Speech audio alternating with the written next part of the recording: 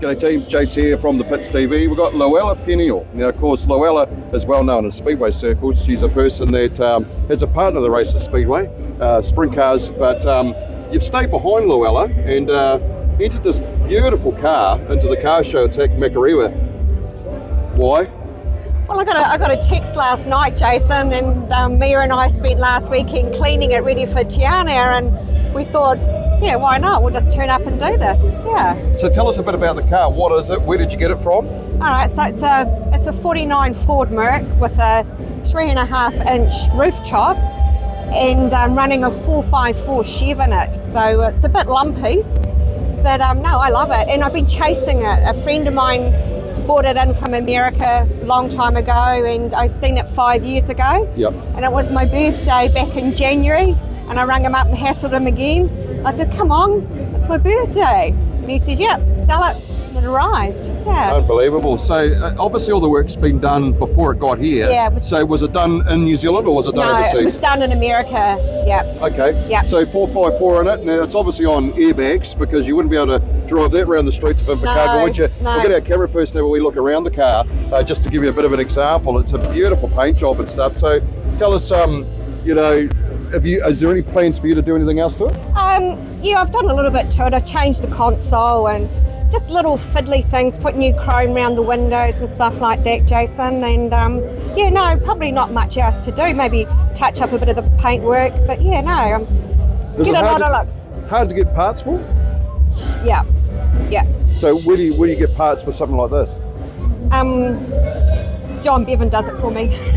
Get somebody else to do it, eh? Yeah. That's the easiest job, Yeah, absolutely. It's amazing how girls get things done for them. Yeah. So, and all the running gear, 454, Yep. they've got a big, like 9-inch or all that sort of stuff. Yep. Yeah. But you're not you're unfamiliar with the car scene because you've also had a couple of other vehicles floating around as well, as has your parents as well. Yeah. So this is more of this car enthusiast stuff obviously come from mum and dad, did it? Oh, absolutely. I grew up in the hot rodding scene, Jason. You know, when I was about 3, I was scooting around hot rod shows just like this on my scooter, and you know, being here, seeing some of my parents' friends from hot rodding days, it's quite cool actually. It's all a big family, isn't it? Like it's no different than even Speedway, you know, we have a fair bit to do with that, and obviously, I'm just impressed with the thing. And, no, it's pretty cool, all right. Do you let Dean drive it? Yeah, I do. I do. Oh, yeah. Do. I've just seen the way he drives a sprint car, that's all. Hey, as long as he's not near a wall in it, I'll be fine. Yeah, you shouldn't no be wings, too bad. No wings. Well, that's incredible, and I reckon it might get obviously there's people choices and all that sort of stuff, so I think you might get a few for that. So is this the first time you put it in a car show? No, second one. The first one we actually won. That was at Collegiate Rugby Club in February. I was quite surprised actually. I was ready to leave and Mia said to me, no mum, first best car hasn't been drawn yet. Yeah, so that was pretty cool. So like, you know, you like it the way it sits at the moment, you know, what's the plan? Like, is it just leave it the way it is, don't do anything else to it? Yeah, have a bit of fun in it, do some shows in it.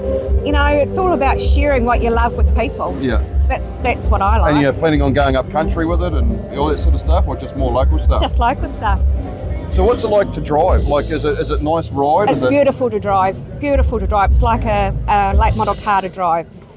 Yeah, great on the straights. Yeah. Fun in the corners. Is it a 3-speed or 4-speed auto in it? 3-speed. Oh yeah. 3-speed auto. So she'll just kick down and go for it. Yeah, it does. Unbelievable. The problem is I can only get 2 hours on a tank of gas, so. ABS, auto braking at service station. Yeah. That's the one. Yeah. Hey, thanks for the chat. I'd love to see welcome, underneath the hood, Jason. but you know, apparently it's a bit of a mish to open the thing, is it? Oh yeah, it's not too bad. Maybe if you give me a few minutes and come back, I can show you. Let's do that, eh? Righto then. Alrighty, so after 75 years, we actually finally got the bonnet open, so it's obviously a bit of a mish to do that. It is a mish, it is a mish. I'm saying that, Jason, I have done it a few times under pressure when I've locked the car with the keys in it because it's got no door handles. Yeah, I did notice it's all been So shaved there's a nifty pull switch down here which you pull and the door's open. Oh, so it's like a fail-safe system, Yeah, it which is. you probably need, eh? It is. Look at that engine, that's a big 454, obviously injected as well. And then, what a bloody beast.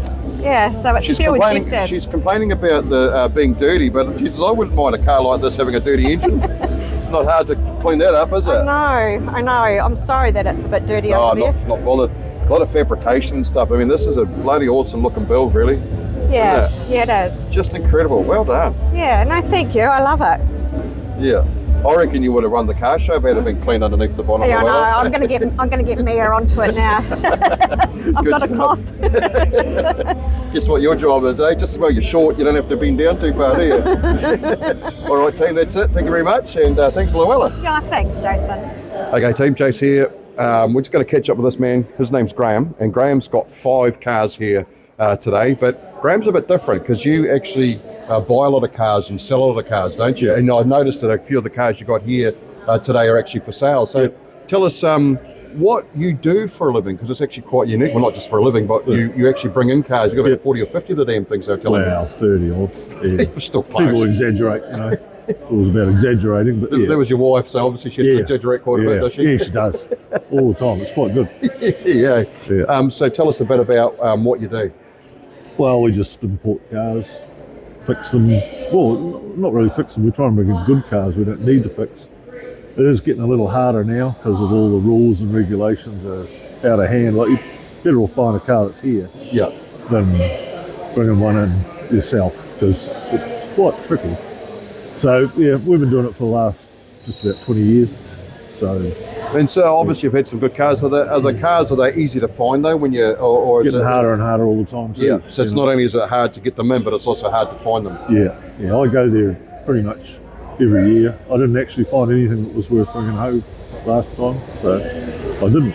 Yeah. But yeah, generally, but we were bringing in like 10 cars a time. We'd bring in, I don't know, probably 30 in a year. Get them in, get them on the road, get them sold. We probably brought in, I don't know, probably a couple of 100 cars over the course of 20 years. So, you know. But like you said, it's a bit of a lucrative deal now, isn't it? Trying to, source them and get them Well, sold. a lot harder, yeah. The cars aren't there like they used to be. We used to get like one owner cars and unmolested cars. Now it's become such a, well, it's become a market. Yeah. So, you got all the TV programs telling you How to fix it. Yeah, all of that. Yeah. And so what about selling the cars? I mean, the cost of living being a bit tough for you guys? You're still selling cars? Yeah, it's a bit tougher. Yeah, it's a bit tougher at the moment. Like, we're selling this one for a guy. Yeah. But we'll have a talk about that in a minute, but let's start with this car here. Right. So this is obviously, what is this? Tell us what this car is. 57 Pontiac Super Chief. And back in the day, they were the business. Like, yeah. It's got a 347 in it, 4-speed auto, factory. Like they're quite a... Pontiacs are actually a better car than a Chev. Yeah. But here in New Zealand, Chevs have always carried the thing. So, yeah. Quite a nice sweet car. And so this one's for sale. And what sort of money would, am I allowed to ask that? What sort of money would you get for this? Yeah, it's a little over 100 grand. Yeah. But it's like a 57 Chev, you'll pay probably 140 for a nice one of them. So it's actually cheaper and arguably a better car. And rarer. Yeah. Like way rarer. Very tidy too, isn't it? Yeah. Have you done anything to it, or is it just the way it came in? We painted it because the paint was just patchy. Rust-free car. Real nice car. Real nice car. Nice to drive. Everything's good about it. Like the motor's all good. Yeah. Fan, everything. And it's had, to go through the vinning is quite the saga. Yeah. Everything gets done. This government are pretty making it pretty tough for everybody, aren't they? Well and truly. Right, so Graham, we've got this car here, which is obviously you're selling on behalf of, you're just saying, so tell us a bit about this car. Oh, well, it's got a 427 Chev in it. It's airbagged. Nice car, very rare, bubble top. Again, it's a Buick. It's under $100,000. It's like 80 grand to be fair to it. So, yeah. Looks bloody nice. It's actually got a nice set of mags and stuff on it. Oh, yeah, it's 20s, yeah.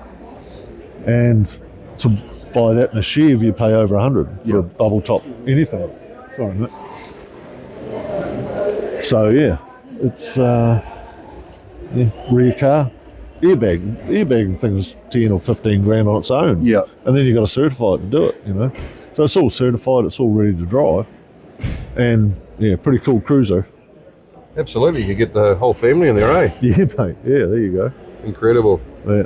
All right, so we'll get Jess to come back here and then we'll move on to the next one. The next one is? 64 SS. Again, quite a rare car. We bought it in in 2011, I think. Yeah, 2011. We bought it in for a guy.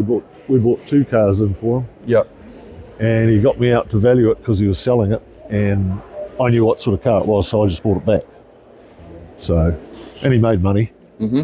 I mean, they're great investments, no doubt about that. And it'll be a good investment down the track for me as well. Yeah. So, yeah, I bought it back. I'll keep this for a while. I like it. It's a bit of a unique colour too. Did you paint it?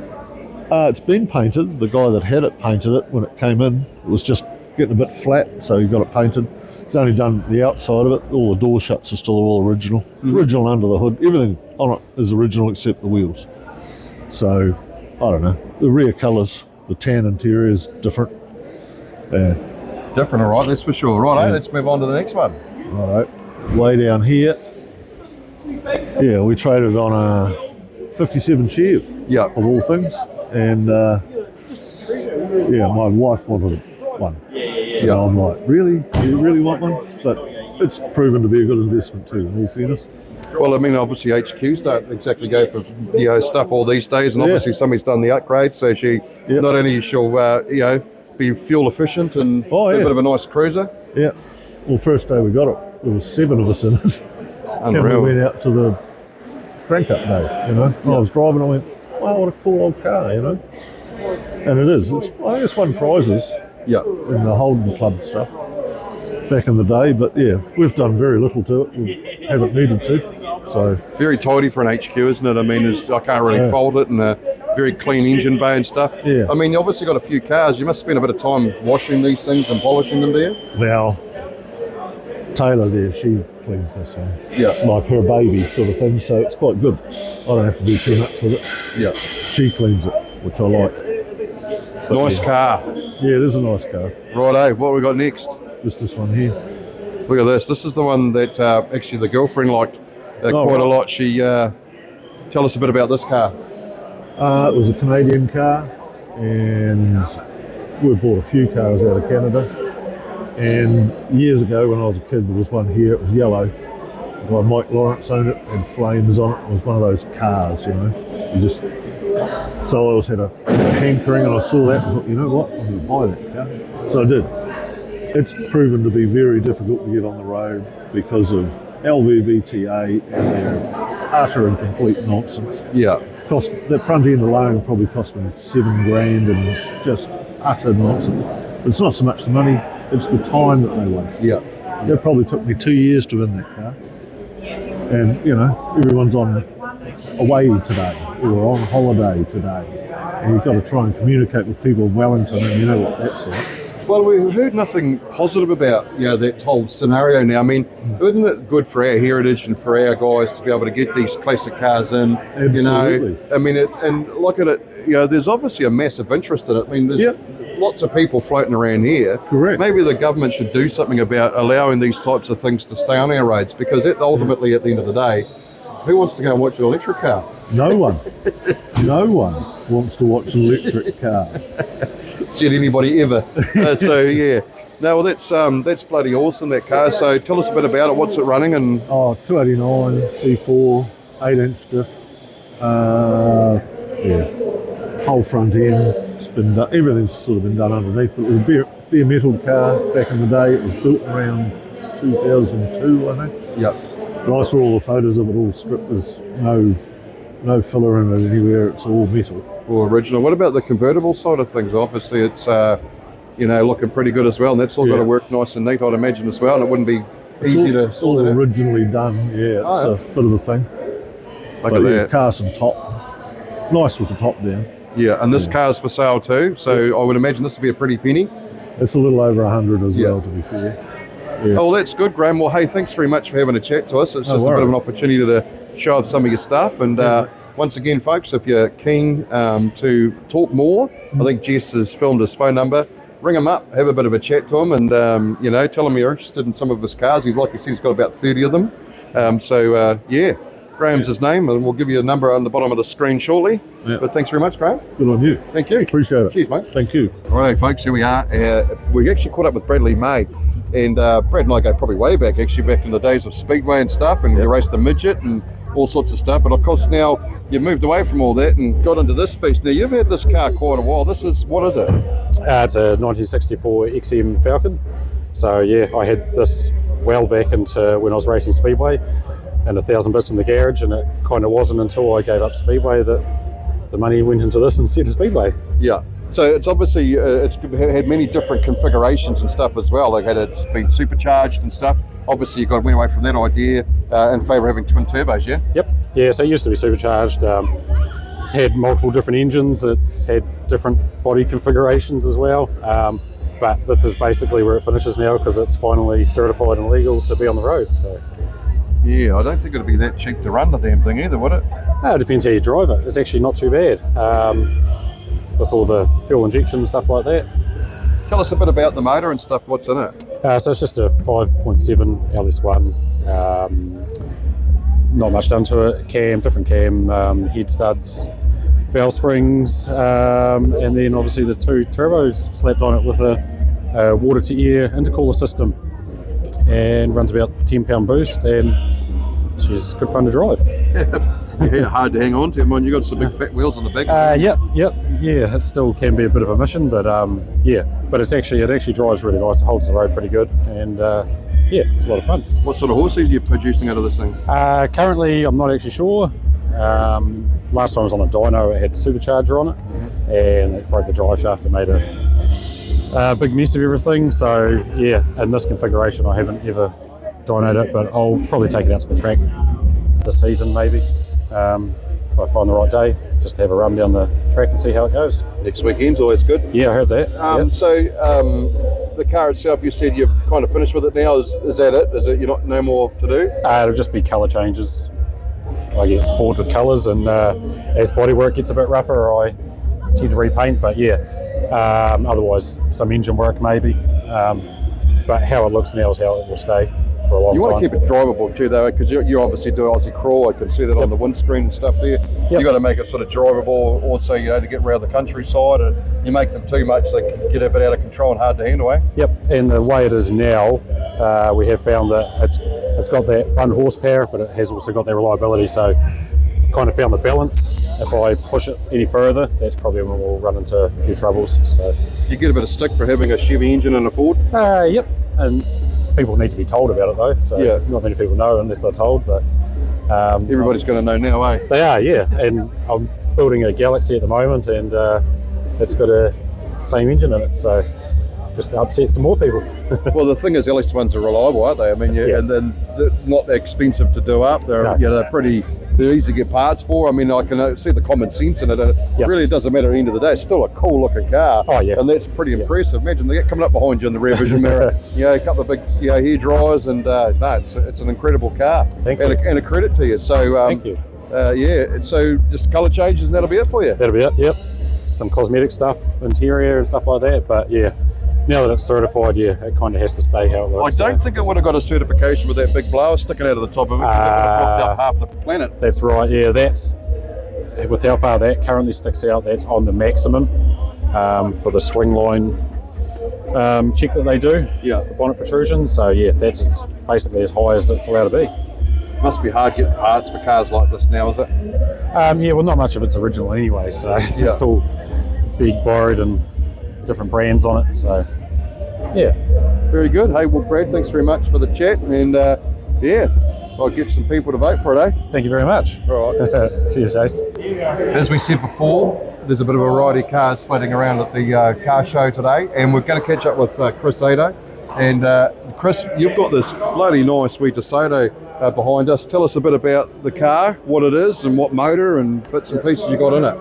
It's a 1960 DeSoto Adventurer, a 4-door sedan. It runs a 383 big block on it, with push-button auto, power steer, power brakes, that sort of stuff.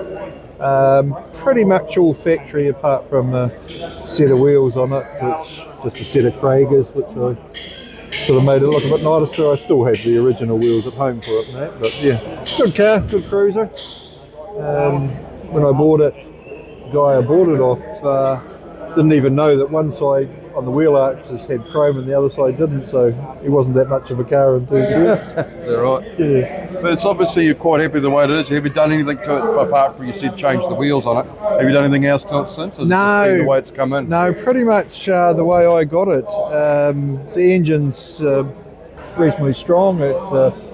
It just trucks along quite nicely. Blew the trans in it once, but that was a very long time ago. I've had it for 20 plus years.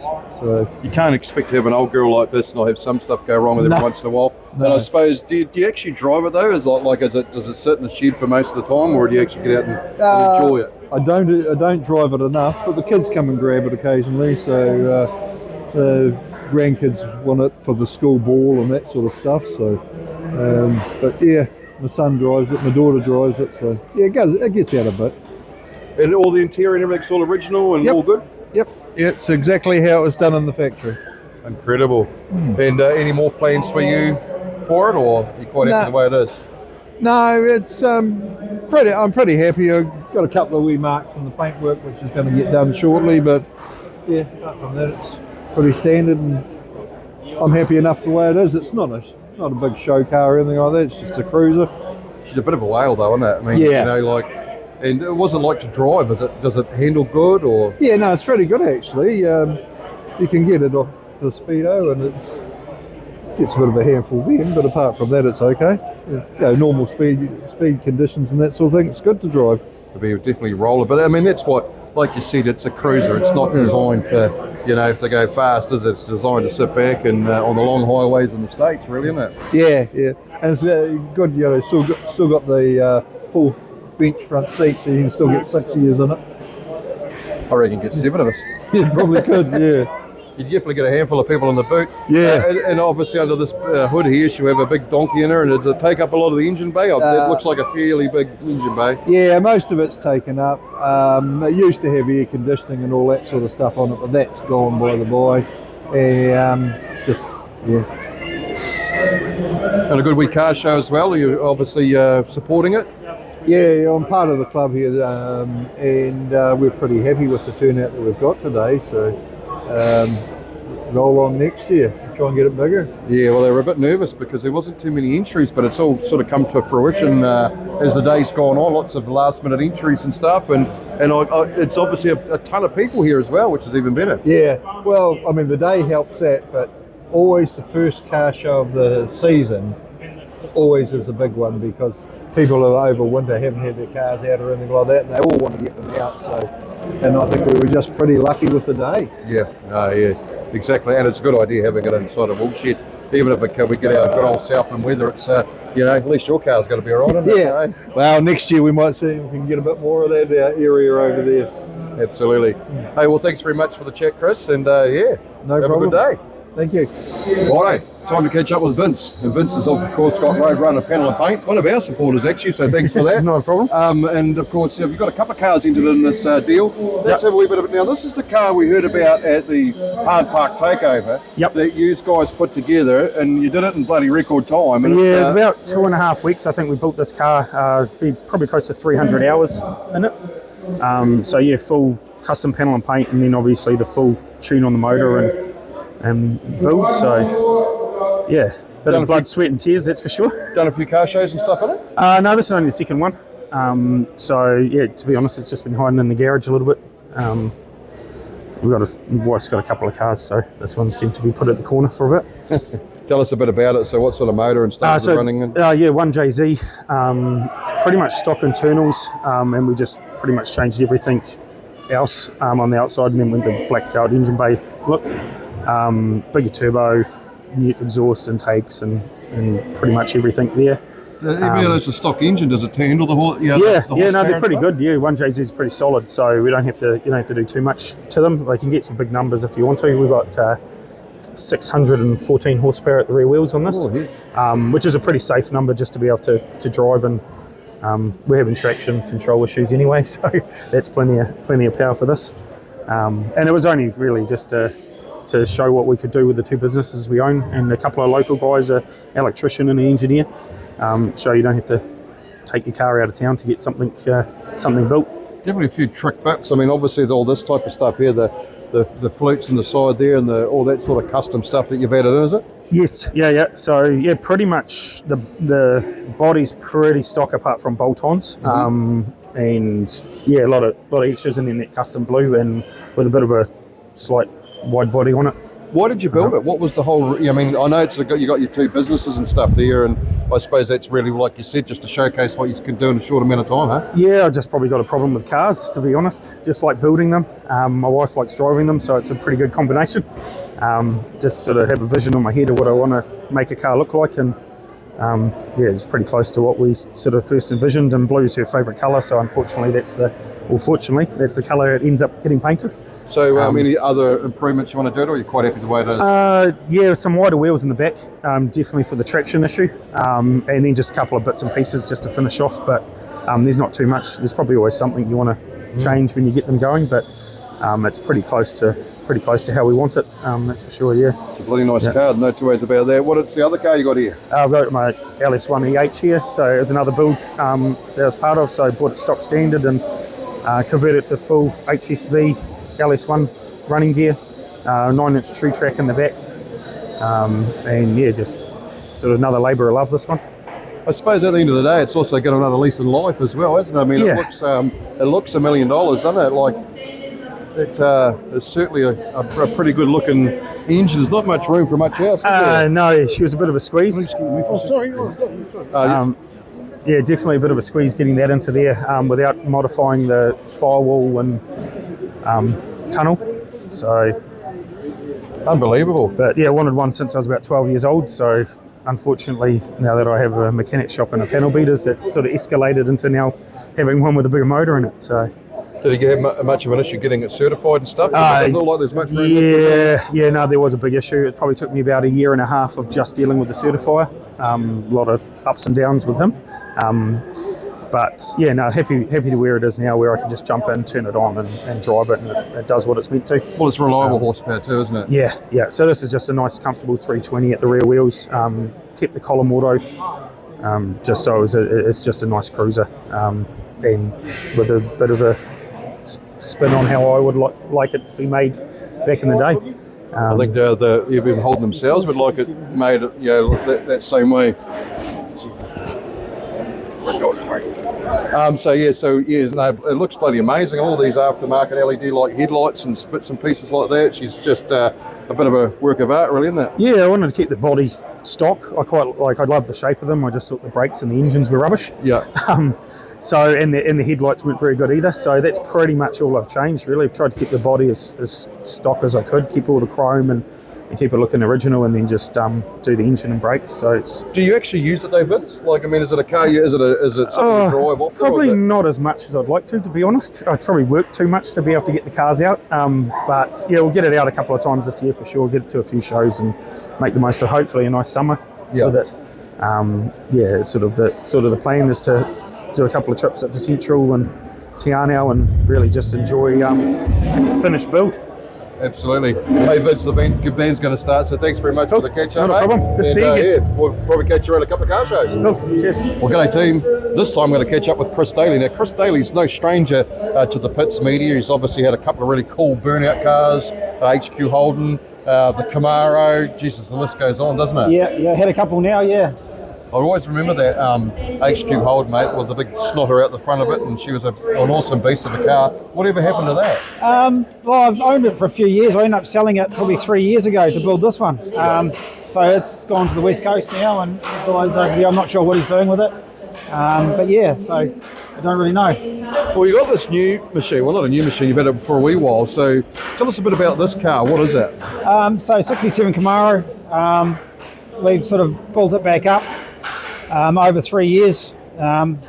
Just got it back on the road, and we've put the big block in it with a twin turbo, brand new BTE gearbox, and just learning to drive the thing now, and just It'll be a different sort of horsepower too.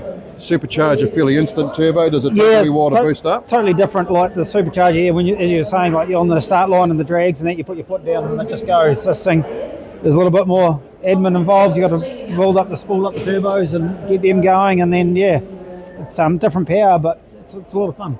Do you load up the car, before you take off? Obviously, Yeah, we try and do. get as much boost as Yeah, you we can before can. you go. Yeah, we've got a trans brake in there, so we can build it up to sort of sky's the limit. Sort of, we're building it to about 4.5, 5 at the moment, and then depending on the track, and then letting it launch at that. So it's a hell of a lot of fun when you let go of that button. Absolutely. 530 cubic inches. 540, that one. 540, Yep. yeah. And Yep. unbelievable. What sort of horses are you poking out of this At thing? the moment, we're pushing 950 at the back wheels, but we're only running about 10, 11 pound boost at this stage. So we wanted to learn to drive the car first before we put too much horsepower into it.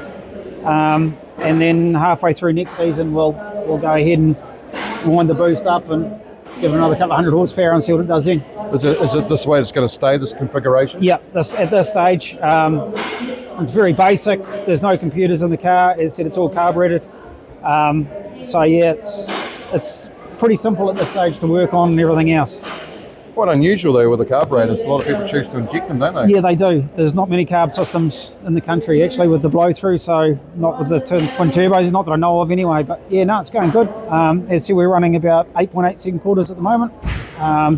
That was at Mary and we're doing 9.1s down here in Invercargill. So And that's only on 10 pound boost. yeah, Unbelievable. so yeah, it's got a lot more in it. But as I said, I wanted to learn to drive the car, and yeah, because we've done so much work to it, make sure it goes straight and doesn't do anything silly.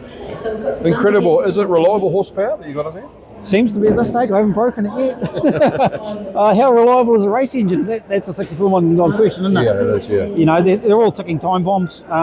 We make them push them to the limit, and yeah, they've only got the limit's always just around the corner. Well, it's not only just the reliable engine, but it's also the drivetrain's got it takes a bit of a hammering as well. It does. It's huge, you know, and that's the thing. We've strengthened the car up quite a bit to handle that, all the way through from the gearbox to the converter to the drive shaft to the diff. It goes all the way through, you know. It's I've fallen into that trap before. You put a big engine in behind it and it doesn't last long. Incredibly enough, this thing's going to be warranted and registered shortly as well. Yes. So it's obviously all certified. You've got a cert plate on it and stuff. So Yep. this is street legal. You can drive it anywhere. Yeah, not yet. We're just waiting for the paperwork to be finished. So the certifier's signed the car off. He's happy with everything. So we're just waiting for the paperwork to be completed, and then we can go get a warrant on it. So What entices you to do this type of stuff? I mean, you always come up with some pretty cool cars and stuff. Why? What's the story? I don't know. It's a bit of an addiction, I guess you could say. Yeah, that's having a vision, sitting down thinking that'd be pretty cool to build, and actually going through and getting the cars finished. You know, it's a lot of man hours, and unfortunately, I have to sell one car to build another. So you get rid of one, and you think, right, we'll start on the next one. You know, it's a pretty cool project, and a lot of people involved in it, and yeah, it's good fun. Do you get it around the country much? I mean, you said about Mary before. Yeah, we will. This season we're just going to sit down here mainly, just do a few of the local tracks, but next season when we turn it up, we'll go and hit the good tracks and see what sort of times we can really get out of it. So Amazing watch this piece of space. kit. So everybody will be asking you this $1 million question. What's it cost to get a car to this level, to this stage? More than I thought. That's right, $1.50. Yeah, $5. That's what I Yeah. keep telling the wife. Yeah, she doesn't want to see the bills, does she? No, that's the thing, you know. It's and as I said, I couldn't afford to do it unless I sold another car to build this one. So yeah. Oh, well, that's amazing, Chris, and thanks very much for catching up. And No, good as gold. having a chat, mate. And hopefully you get a few votes for the best for People's Choice. Yeah, hopefully we'll just see how it goes. It's good turnout today. A lot of good selection of cars. So Absolutely, it's good really to see. good variety, actually. Yeah. All right, thanks, mate. Well, thank you very much. Okay, we've got a couple of really unique machines we're going to catch up with this time. This is Danny Bishop, and Danny's got 3 cars here at the car show today. So, Danny, that's a lot of interest in this particular machine here. Give us a bit of a rundown of what this is. Well, originally all I had was a Ford bonus cab. It was lying on the road and I decided to do something with it, so I got a Toyota Hilux, took the cab off, we channeled the bonus cab 10 inches over the chassis, the 4-inch roof chop, and then we fitted some 36 Ford guards, twin spinner front grill in it.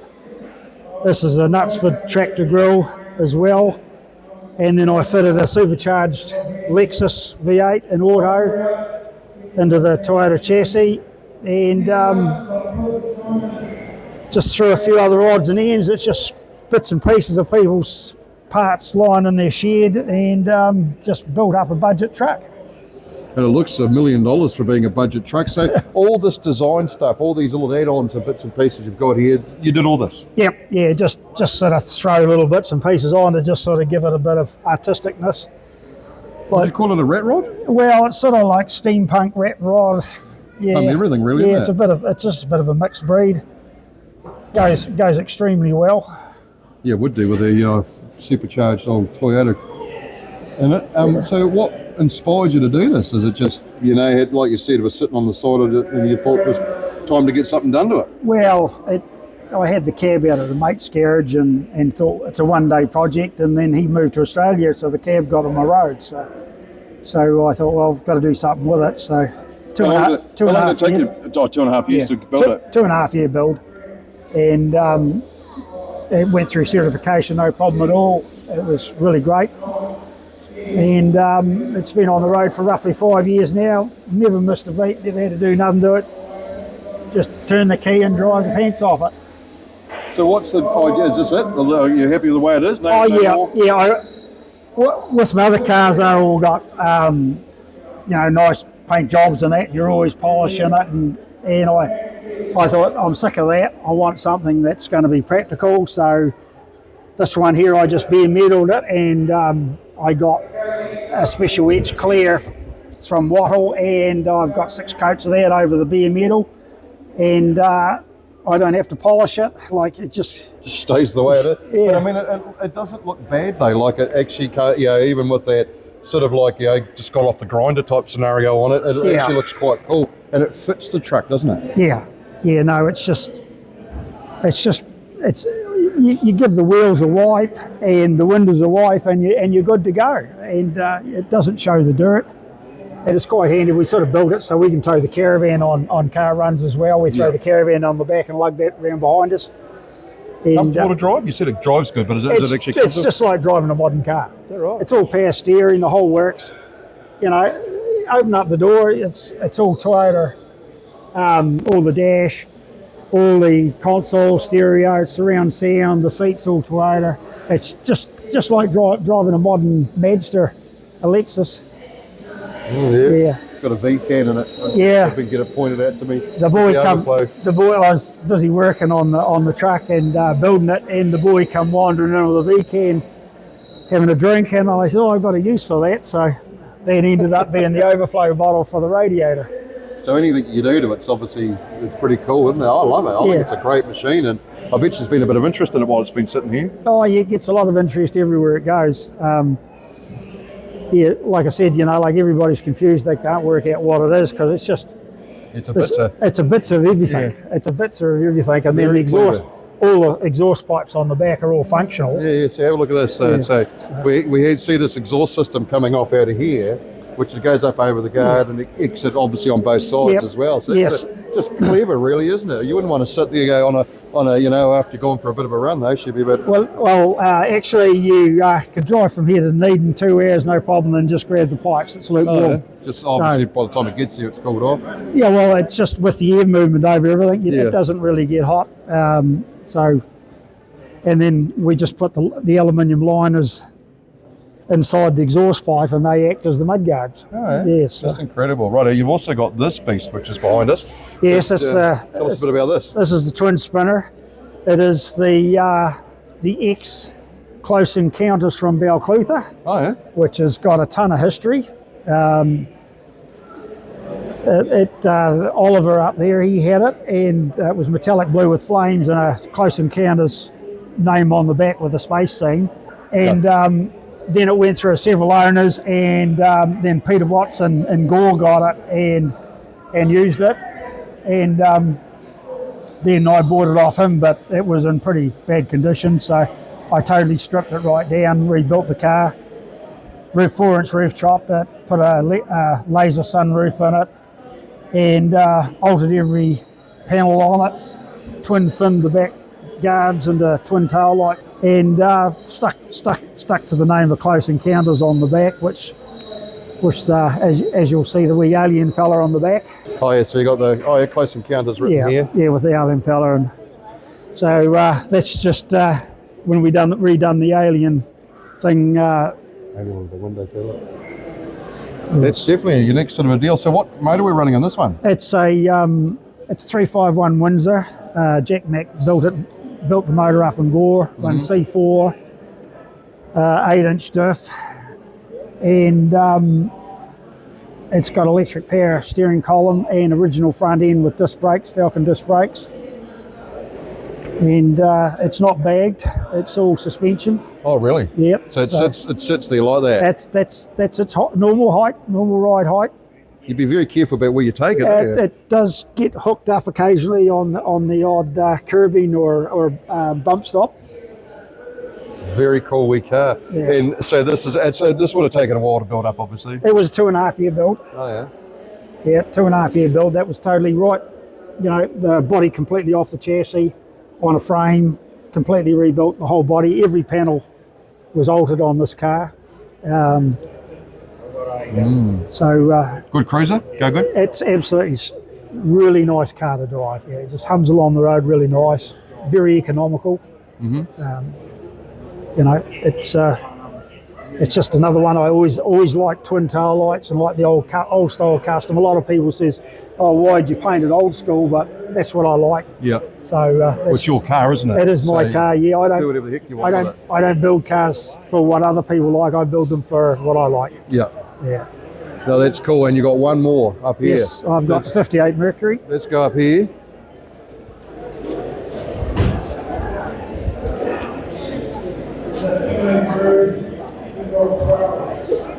Hey, mate.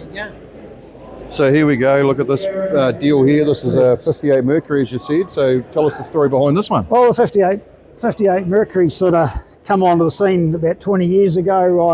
I'd sold my 46 Merc coupe to a guy in the North Island, and I was hunting the internet and come across another 46 Merc coupe in Canada, and was trying to get in touch with the guy, and I was having trouble, and beside it on eBay was this 58 Merc, and I kept saying to my wife, "Man, that thing looks cool." And so then I ended up going through all the pictures, and next minute I notified the guy, and we bought it, and it's come from Murray, Utah. Oh, yeah. Imported it in 20 years ago. It was a total rebuild. It arrived here, and buyer beware, I got caught. It was very rusty, Yeah. so it was a full rebuild as well. And it took me 10 months to build this. Is it all? Yeah, I lived in my garage for 10 months, and 10 months later we drove it to the tour of duty. Yeah, and it never really missed a beat. It's running a 429 Cobra Jet C6 Ridgeback with a 9-inch diff, and I've done a disc brake conversion on the front with a Toyota booster, and it's just a good, reliable car. I'll tell you what, though, it's immaculate. Like, you're looking down the lines, there's really no imperfections in it, is there? I mean, it's absolutely mint. And obviously you spent a lot of time keeping this thing nice and clean and tidy, eh? Well, actually, it doesn't get much use anymore. It spends a lot of time just sitting in the garage. We've actually just started dragging it out and getting it back into use, because it's the old story, when you got too many cars, there's always a favourite, and the trucks was the latest one built, so it became the favourite. But So any plans for this? Is that it? That's the deal? the 3 cars are all finished, and the worst scenario is I'm building another one now. Yeah. I'm building something a little different. I'm building a 1950 Austin Atlantic coupe. Oh, Jesus, that's about as different as it gets, isn't it? Yeah, so they got 3 headlights and all kinds of weird little things, and I put Commodore running gear into it, VT Commodore. So I put an Eco Commodore motor in it, so that's about halfway through the build now. So I hope to have that on the road towards the end of next year. So obviously you must be involved heavily in, skills. Like, where did you get the skills from? Well, my trade's painter, and I've been panel beating my whole life, and I've been building cars my whole life for me and other people. So it's just something in the blood, you love cars. Addiction. Yeah, Is that what it is? Me and my family all love cars. So So you got 3 cars, one of the builders. Is there anything else stashed away in the shed? Yeah, well, I've got 11 car garage unit, sort of full at the moment. Oh, hell. Yeah, there's always something. Got motorbikes and all kinds of other weird stuff. So, yeah. Incredible. Yeah. Well, hey, thanks very much for the catch up. It has been some interesting stories, and we appreciate the chat. And best of luck. And it'll be interesting to see that new beast finish. When it's finished. Yep, will be. A couple of months ago, we caught up with this man, Robin McDonald. Of course, we caught up at his house, but unfortunately, when you go Facebook Live, it only stays there for 30 days. So this time we wanted to catch up with him and have a talk to him about a couple of his cars. Been recorded this time, so it'll stay there forever. Rob, obviously you're a big supporter of most car shows. You're a member of this club. Street Machines, Yep, Street Machines and stuff. Happy birthday, Jess. The cameraman's birthday, yep. So tell us, you got a couple of cars here. We're going to start with this one here, which is right behind us. So tell us a bit about this car, Rob. It's a 1960 Buick, Lee Saab. It's got a 364 nail head in it, triple carbs, got airbags. It's got a hell paint job on it. It's my pride and joy. The grandkids love it. They all love riding in it. I bet you when they score balls and stuff like this, this is the car that gets used the most, is it? It's real popular, yeah. People want to do it. And I've done a couple of weddings with it as well. Now you bought this car in like this, didn't you? Yep, just all it did was put the wheels on it. Everything else has been done. And it's bagged. To get it certified, and haven't touched it, just driven it. Beautiful car. And how long you had it for? 20 odd years now. Unbelievable. I quite like it. You get attached to some things, but I quite like this.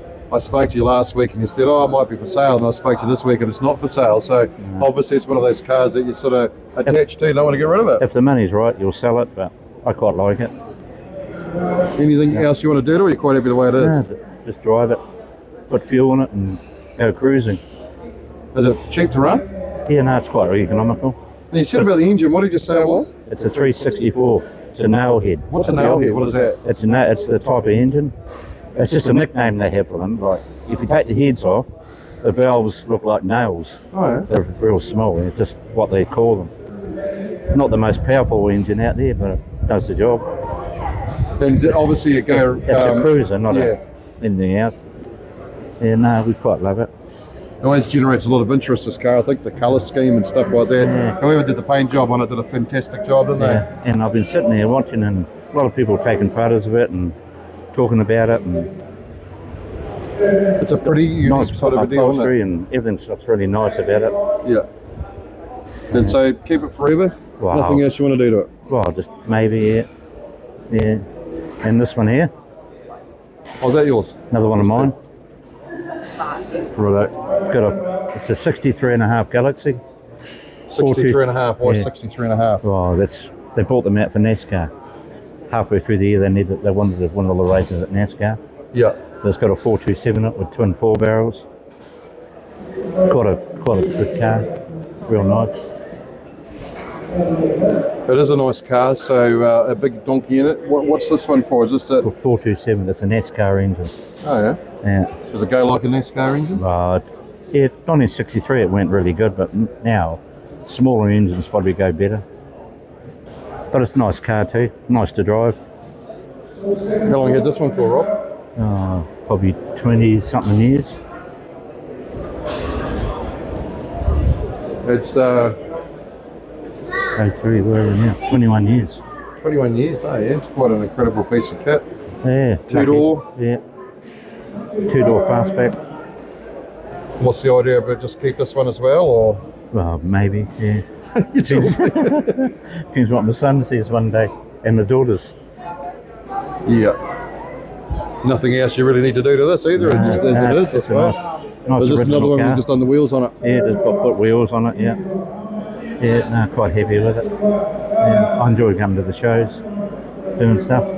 It's a bit of a logistical nightmare to come to the shows because you got 3 cars here of your own, plus your boy's got He's got 2. Yeah. 2 here as well, so it's 5 cars from the McDonald family, which has got to be a good thing. So and of course we know this one's for sale, Rob. Yep. For sure. Yep. So tell us a little bit about this little beast. It's a 1933 Ford Coupe, 2-door. It's got a 302 Windsor in it, 4-speed Falcon gearbox, Falcon diff, quite a nice little car. I quite like it, but I need to shift it on, sell it to somebody. This has been a bit of a project of yours over the last couple of years. Obviously, pretty much did the whole lot yourself and stuff. Yeah, I built it and I had a wee bit of a mishap with it, but since then I've done it all up and repainted it and done the upholstery again and done everything to it. Changed the wheels and I painted it matte orange, which is a little bit different. And all the graphics and stuff on it as well. So Yeah. obviously, I see it's got Fireball Roberts on the side of it. What's that about? He was a famous NASCAR driver.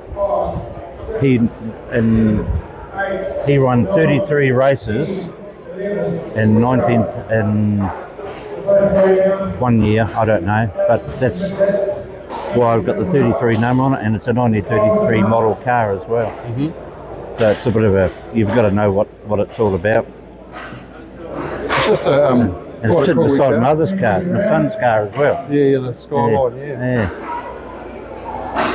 which is kind of cool. Two different generations, eh?